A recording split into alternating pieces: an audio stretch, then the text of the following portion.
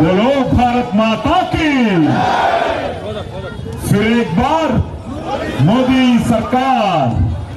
నరేంద్ర మోదీ అంటే ఒక ఆలోచన, నరేంద్ర మోదీ అంటే ఒక కార్యాచరణ, నరేంద్ర మోదీ అంటే ఒక విప్లవం, నరేంద్ర మోదీ అంటే ఒక విజయం, నరేంద్ర మోదీ అంటే ఒక స్ఫూర్తి, నరేంద్ర మోదీ అంటే ఒక కీర్తి, నరేంద్ర మోదీ అంటే ఒక చేయూత, నరేంద్ర మోదీ అంటే జాతీయత, నరేంద్ర మోదీ అంటే సాగుతున్న జైత్ర యాత్ర, నరేంద్ర మోదీ అంటే ఆ కలియుగ రాముని పాత్ర. జై శ్రీరామ్. మరోసారి మోదీ సర్కార్ అన్నది మన పిలుపు. దాన్ని నిజం చెయ్యాలి. మన కిషన్ రెడ్డి గారి గెలుపు.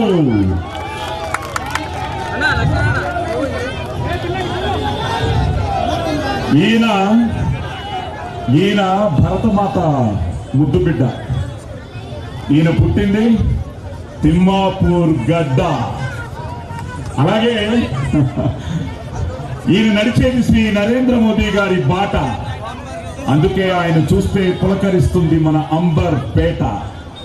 సో అలాగే నిజంగా సికింద్రాబాద్ లోకి వచ్చి ఈ రోజు మిమ్మల్ని అందరినీ ఇలా చూస్తూ, ఎందుకంటే కాశ్మీర్ నుంచి కన్యాకుమారి వరకు ఈ రోజు ఎక్కడ చూసినా మోదీ మోదీ మోదీ ప్రభంజనం, బీజేపీ ప్రభంజనం.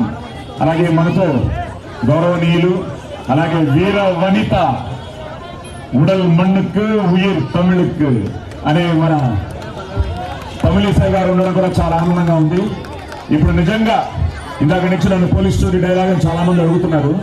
కనిపించే మూడు సింహాలు మోదీ గారు, అమిత్ షా గారు, నడ్డా గారు అయితే ఇక్కడ ఇప్పుడు సికింద్రాబాద్ లో కనిపిస్తున్న నాలుగో సింహమే మన కిషన్ రెడ్డి గారు. సో తప్పకుండా, ఎందుకంటే ఓటు అనే ఆయుధం మీ చేతుల్లో ఉంది. ఓటు మీ బాధ్యత, ఓటు మీ కర్తవ్యం.